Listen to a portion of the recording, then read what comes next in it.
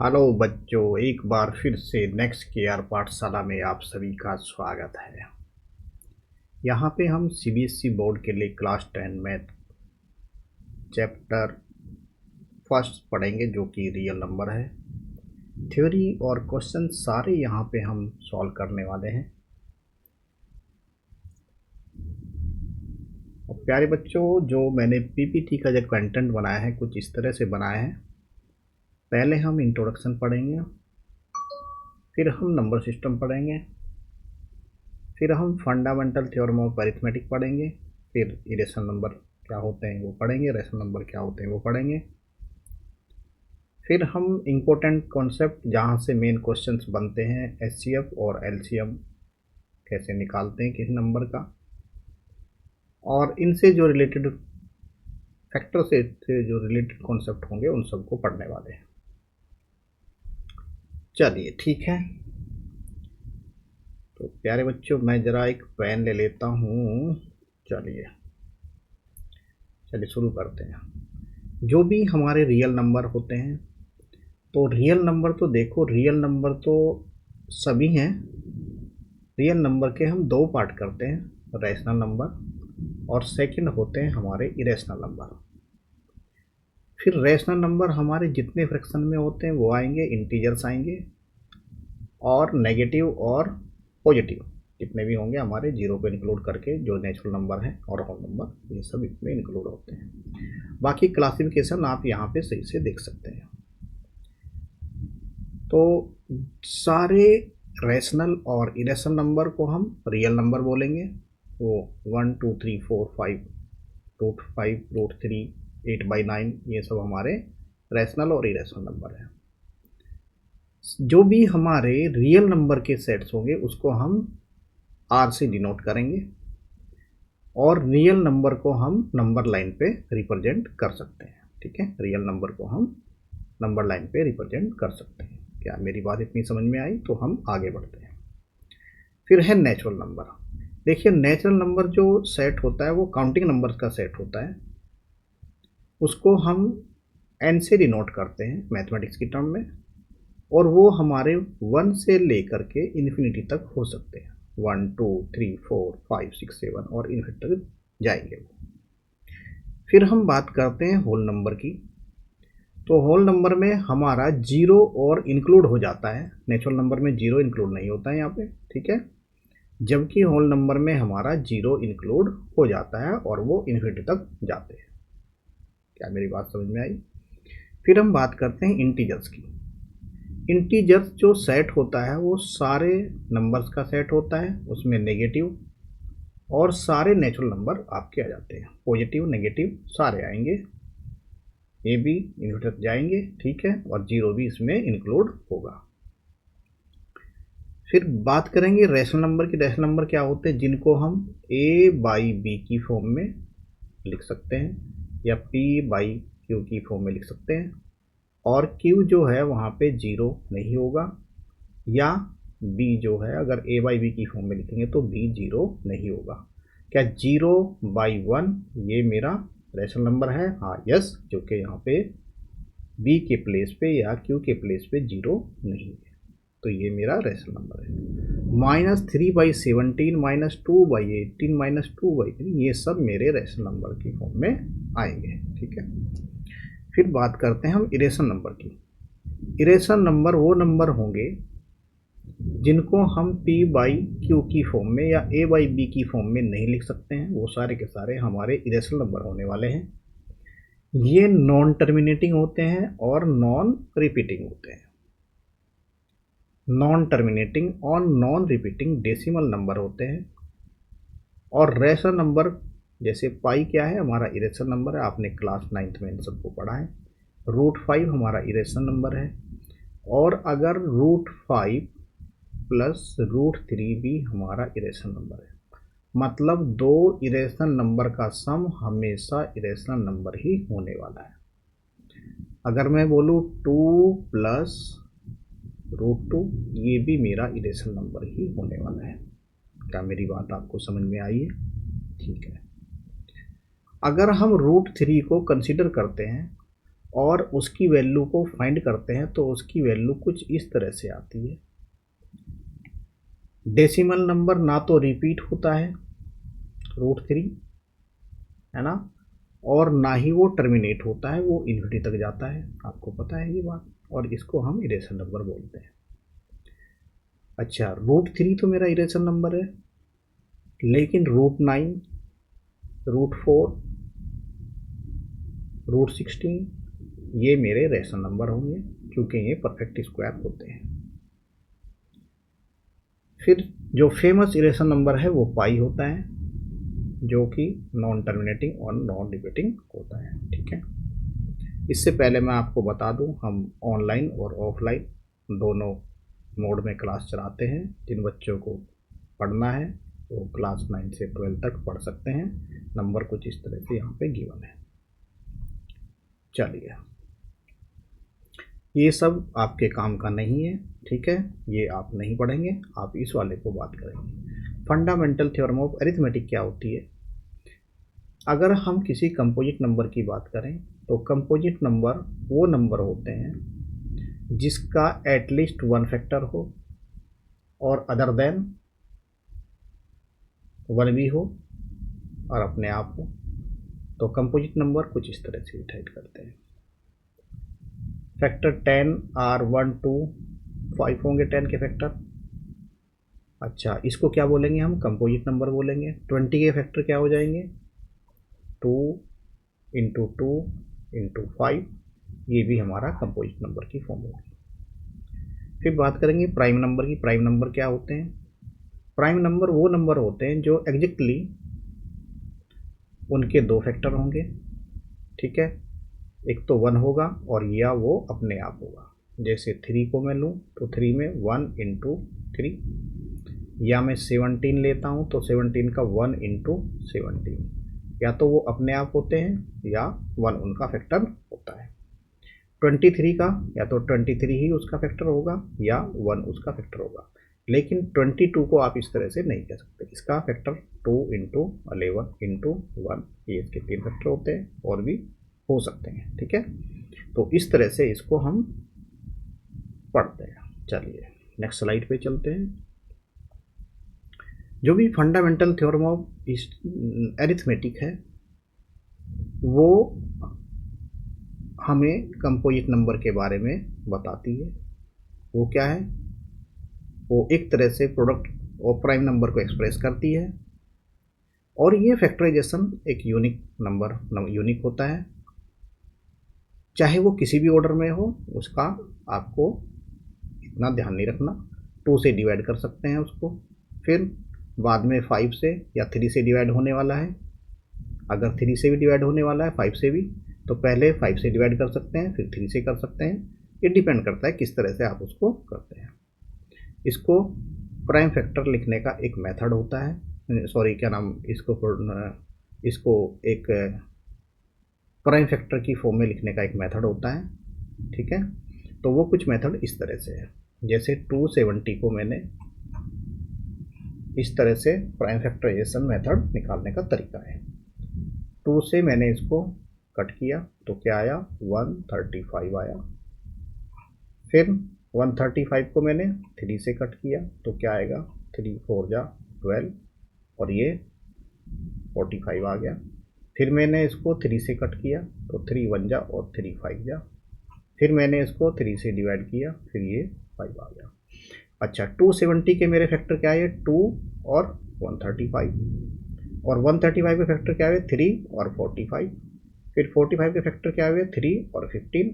फिर 15 के फैक्टर हुए मुझे 3 और 5। तो इस तरह से 270 को लिखने का तरीका क्या होगा?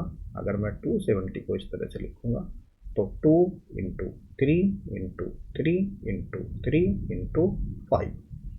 अगर मैं दूसरी फॉर्म में लिखूँ तो 2 की पावर कितनी है? 2 की पावर 1 × 3 की पावर कितनी हो जाती है? यहाँ पे 3, और 5 की पावर यहाँ पे 1 है। तो इस तरह से लिखने का तरीका है। अब दूसरे ऑर्डर में और इसको रिपीट करके लिख सकते हैं। जैसे मैंने 5 × 2 ऐसे भी लिख सकता हूँ, × 3 की पावर 3। तो ये ऑर्डर को चेंज कर सकते हैं, ऐसा कुछ भी नहीं है। ठीक है, तो ये 270 के प्राइम फैक्टर्स थे, जो कि हमने इस तरह से फाइंड करने का तरीका, और सारे प्राइम फैक्टर कुछ इसी तरह से लिखने वाले हैं। अगर 15 की power n can and with digit 0 for any natural number n के लिए डिफाइन कर रहे हैं इसको हम। कैसे? 15 की पावर n को हम किस तरह लिख सकते हैं? 3 इंटू 5 की पावर n, मतलब 3 की पावर n इंटू 5 की पावर n, कुछ इस तरह से इसको लिख सकते हैं। ये प्राइम फैक्टराइजेशन है जिसमें 15 की पावर n है और वो 5, ओनली 5, और लेकिन 2 नहीं है, तो इसको यूनिक्वेंस बोलेंगे, और फंडामेंटल थ्योरम ऑफ अरिथमेटिक जो क्वांटिटीज होती है उसको हम इस तरह से लिख सकते हैं। ठीक है, तो ये एक तरीका था लिखने का। अब चलते हैं नेक्स्ट स्लाइड की ओर। अच्छा, ये आपको एक्सप्लेन करना है कि ये कंपोजिट नंबर है। तो कंपोजिट नंबर क्या होंगे? जिनके फैक्टर मोर देन जैसे 7 into 6, 5 into 4 into 2 into 2 into 3 into 4 plus something, इस तरह से हो सकते हैं। इसके मोर देन 2 से ज़्यादा फैक्टर्स होते हैं तो उसको हम कंपोजिट नंबर बोलते हैं। जैसे यहाँ इस तरह से हमने निकाले हैं, आप जैसे देख रहे हैं, इनको आप किस तरह से लिख सकते हैं? इस तरह से। तो 5 इंटू 101009, कुछ इस तरह से। तो 8970 प्लस 23, तो इसका जो हम इस तरह से लिख सकते हैं इसको। तो 8993 को हम 17 इंटू 23 इंटू 23 इंटू 2 लिख सकते हैं। तो ये हमारे क्या है? एक तरह से कंपोजिट नंबर है जिनके फैक्टर मोर देन 2 हो जाए। फिर है एलसीएम और एचसीएफ के प्राइम फैक्टराइजेशन मेथड से कैसे इसको फाइंड करते हैं। देखिए, सबसे पहले तो आप अगर दो नंबर लेते हैं a, b, ये मेरे दो नंबर हैं। अगर मैं एलसीएम, कुछ फॉर्मूला है, ये इस तरह से एक फॉर्मूला है, LCM of a, b into HCF of a, b equals to होता है नंबर, ये मेरे नंबर है a और b, a इंटू b। तो ये एक फॉर्मूला है, इस फॉर्मूले को आप याद रखेंगे। ठीक है, तो ये 4 यानी 2 पॉजिटिव इंटीजर्स हैं मेरे पास a और b, जिसमें HCF of a, b into LCM of a, b equals to a into b। a और b क्या मेरे पॉजिटिव इंटीजर है। एग्जाम्पल कैसे देखेंगे? जैसे 120 और 140 का फंडामेंटल थ्योरम ऑफ अरिथमेटिक से एलसीएम और एचसीएफ मुझे फाइंड करना है। तो 120 के हम प्राइम फैक्टराइजेशन करेंगे। जैसे 120 ऐसे इस तरह से 2, ये 60 आ जाएगा, 2 से कट करेंगे 30 आ जाएगा, 2 से कट करेंगे तो 15 आ जाएगा, और यहाँ पे 3 से कट करेंगे तो 5 आ जाएगा। तो 3 की पावर कितना हो गया? 2 की पावर 3, और 3 की पावर 1, और 5 की पावर 1। 144 के जो प्राइम फैक्टराइजेशन होंगे वो कुछ इस तरह से होंगे, सेम इसी पैटर्न से आपको निकालने हैं। तो HCF of A product of small power of each of the common factor, मतलब एचसीएफ क्या होता है? जो मिनिमम पावर होती है, जैसे 2 की पावर यहाँ पे 3 है और 2 की पावर यहाँ पे 4 है, तो अगर हमें एचसीएफ निकालना है तो 2 की पावर 3 लेंगे, मिनिमम हो गया यहाँ पे। ठीक है, फिर 3 यहाँ पे आया तो 3 की मिनिमम पावर कितनी है? यहाँ पे जो कॉमन होंगे उनको 3 की पावर कितनी है? 1। तो ये इसका एचसीएफ हो जाएगा। 8 इंटू 3 क्या होगा? 24, इसका एचसीएफ हो गया। एलसीएम के लिए हम मैक्सिमम पावर लेते हैं। जैसे अगर हमें एलसीएम निकालना है तो एलसीएम के लिए मैक्सिमम पावर कितनी है? 2 की पावर 4 इंटू 3 की पावर 2 इंटू क्या बचा आगे? 5, तो 5 को एज इट इज 5 की पावर 1 लिखेंगे। तो इन सबको 2 की पावर 4 कितना हो जाएगा? 16, और 3 की पावर 2 कितना हो जाएगा? 9, एंड 5 मल्टीप्लाई करेंगे कितना हो जाएगा? 16, 5 जा कितना हो गया? 80 इंटू 9, तो 720 इसका एलसीएम आ जाएगा। तो इस तरह से प्यारे बच्चों आपको इस तरह से इनको एलसीएम और एचसीएफ को निकालना है। मेरे पास पी और क्यू कुछ इस तरह से है, ए बी स्क्वायर और ए क्यू कुछ इस तरह से है। अगर मैं इसका एलसीएम और एचसीएफ निकालूंगा तो ए की अगर मैं एचसीएफ निकालता हूं तो मिनिमम पावर ऑफ ए कितना है? ए, मिनिमम पावर ऑफ ए 1 है, और मिनिमम पावर ऑफ बी कितना है? वो b है, तो इसका HCF कितना हो जाएगा a इंटू बी। LCM की अगर हम बात करेंगे तो मैक्सिमम पावर ऑफ a कितना है, a क्यूब 3 है, तो 3 into maximum power of b कितने हैं, b स्क्वायर, तो ये इसका LCM हो जाएगा। ये क्या हो जाएगा, LCM हो जाएगा। ठीक है, तो इस तरह से प्यारे बच्चों आपको पढ़ना है। ये कुछ एग्जाम्पल दिए हैं जिनको हम सॉल्व कर सकते हैं। ठीक है, आपको PPT चाहिए तो मुझे मैसेज कर देना, ये मेरा नंबर गिवन है, यहाँ पे नंबर पे मैसेज कर सकते हैं आप, और या फिर आप मुझे जो लिंक मैंने दिए यहाँ पे, उन लिंक पे आप मेरे इंस्टाग्राम पे, टेलीग्राम पे आप सेंड कर सकते हैं। LCM के एप्लीकेशन और रिविजिटिंग इरेशनल नंबर क्या है तो देखते हैं इनको। चलिए, HCF हमने फॉर्मूला देखा था, HCF AB into LCM of AB equals to A into B, तो ये हमने फॉर्मूला पढ़ा था। यहाँ पे HCF 2 नंबर का HCF 11 दिया है और 2 नंबर का LCM यहाँ पे कितना दिया है, वो 253 दिया है। ये कुछ वैल्यू यहाँ पे दे दी। ठीक है, तो इस तरह से ये फॉर्मूला लगाएंगे और यहाँ पे क्वेश्चन को हम करेंगे। ठीक है, इस तरह से ये 2 नंबर 253 और ये कुछ नंबर है, तो यहाँ पे हम R की वैल्यू निकाल लेंगे। R की वैल्यू कुछ इस तरह से 40 आएगी। ठीक है, तो इस तरह से क्वेश्चन करने के तरीके हैं। ठीक है, जितने भी रैशनल नंबर हैं उन सबको हम P/Q की फॉर्म में लिखेंगे और Q वहाँ पे 0 नहीं होगा। ठीक है, और जैसे हमारे इरेशनल नंबर क्या है, √3, √2 और √15, ये हमारे इरेशनल नंबर होने वाले हैं। ठीक है, कुछ इस तरह से, और √4 जो है मेरा रैशनल नंबर होगा, चूँकि √4 एक परफेक्ट स्क्वायर है तो उसको हम रैशनल नंबर में लिखेंगे। ठीक है,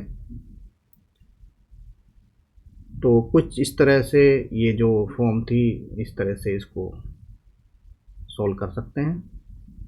चलिए, अब बात करते हैं, अगर मेरा √2 इरेशनल नंबर है तो कैसे इसको हम प्रूव करेंगे कि √2 हमारा इरेशनल नंबर है। सबसे पहले हम एज्यूम करते हैं कि √2 हमारा क्या होगा, रैशनल नंबर होगा, और रैशनल नंबर को हम A/B की फॉर्म में एक्सप्रेस करते हैं, मतलब √2 को कुछ ऐसे लिखेंगे A/B। फिर क्या है, B जो है एक मेरा इंटीजर है, A और B मेरे इंटीजर हैं, और B जो है वो 0 के बराबर नहीं है, 0 के कतई इक्वल नहीं है।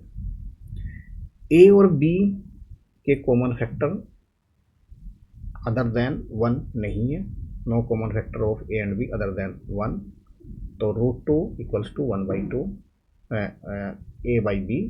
A और B मेरे क्या होंगे, कोप्राइम नंबर होंगे। ठीक है, कोप्राइम नंबर वो नंबर होते हैं या केवल अपने आप या 1 से कट हो, उनसे डिवाइड हो सके।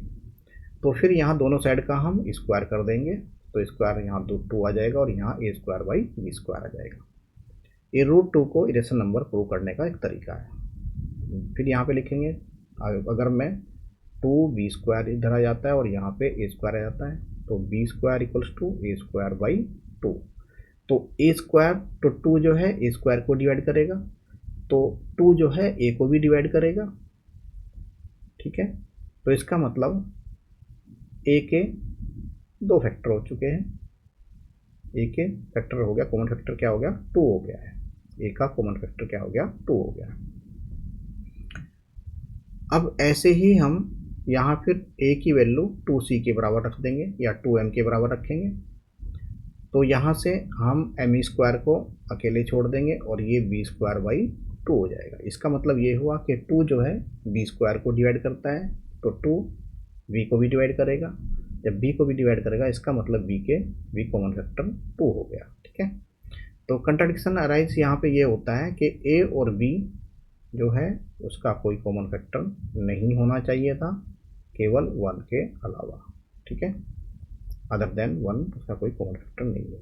तो हमने यहाँ कंक्लूड किया कि √2 क्या है, हमारा इरेशनल नंबर है। तो इस तरह का एक क्वेश्चन आपके एग्जाम में जरूर आता है। ठीक है, इसको आप इस तरह से प्रूव कर लेंगे। ठीक है, तो कुछ इस तरह से लिखने का एक तरीका था ये।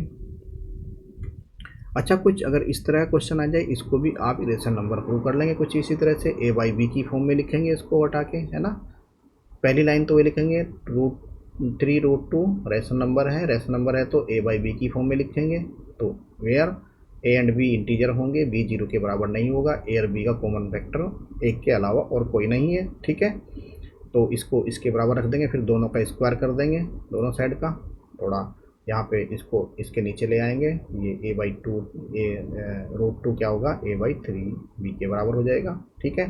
फिर दोनों का स्क्वायर कर देंगे, इनका स्क्वायर करने के बाद 2 जो है कुछ इस तरह से आएगा, है ना।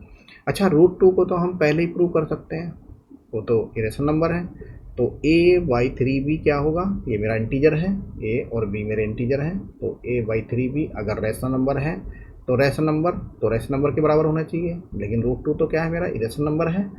तो जब ये इरेशनल नंबर है, इसका मतलब ये भी इरेशनल नंबर ही होगा, a/3b भी मेरा इरेशनल नंबर ही होगा। जो हमने कंट्राडिक्शन किया है वो गलत है, जो हमने एज्यूम किया वो गलत है। इसका मतलब यहाँ पे कंक्लूड किया हमने कि 3√2 क्या है, हमारा इरेशनल नंबर है। अच्छा, इस तरह के क्वेश्चन भी कुछ इस तरह से कर सकते हैं, ठीक है। अच्छा, प्रूव दैट 2√3 और √5 इज एन इरेशनल नंबर। देखिए, दो, अगर मेरे पास एक रेशनल नंबर है और दूसरा इरेशनल नंबर है, दोनों का प्रोडक्ट हमेशा इरेशनल नंबर ही होना है। इसका मतलब 2√3 क्या हो गया, मेरा इरेशनल नंबर, और √5 मेरा क्या है, इरेशनल नंबर। दो इरेशनल नंबर का सम हमेशा ही इरेशनल नंबर होने वाला है, ठीक है। तो इसको अगर हम सॉल्व करें, भाई prove that this is the irrational number, तो हम क्या लिखेंगे इसको, इरेशनल, अगर ये इसको पहले हम रेशनल नंबर एज्यूम करेंगे तो रेशनल नंबर को a/b की फॉर्म में लिखेंगे। a और b क्या होंगे, मेरे को प्राइम नंबर होंगे, इनका एक के a या तो 1 होगा उनका कॉमन फैक्टर, या वो अपने आप होते हैं, ठीक है। तो इस तरह से मैथमेटिकल टर्म में इसको अरेंज कर लेंगे। अरेंज करने के बाद यहाँ पे दोनों का स्क्वायर कर देंगे, ठीक है। एक तो ये तरीका है, स्क्वायर कर देंगे, या √3 को इधर ले लेंगे, तो कितना हो जाएगा यहाँ पे, √3 इक्वल्स टू a/2b माइनस √5/2, कुछ इस तरह से कर लेंगे। अच्छा, ये टर्म जो क्या होगी, a और b क्या है, यहाँ पे इंटीजर है। अगर ये टर्म, चलिए ठीक है मैं देखता हूँ, तो यहाँ पे क्या हो जाएगा, ये कुछ इस तरह से इसको सॉल्व कर लेंगे, और ये मेरा √5 जो है यहाँ से इसको हम लिखेंगे कि ये जो है इंटीजर है a और b, और ये इंटीजर जो है ये रेशनल नंबर, ये क्या है, रेशनल नंबर है, लेकिन √3 क्या है, रेशनल नंबर है। तो रेशनल नंबर के बराबर ही होंगे। तो √3 अगर इरेशनल नंबर है तो ये पूरा का पूरा क्या होगा, ये भी इरेशनल नंबर होगा। तो ये हमारा कुछ कंट्राडिक्शन था, ठीक है। अब ये जो पोर्शन है इसको कल देखते हैं, ठीक है।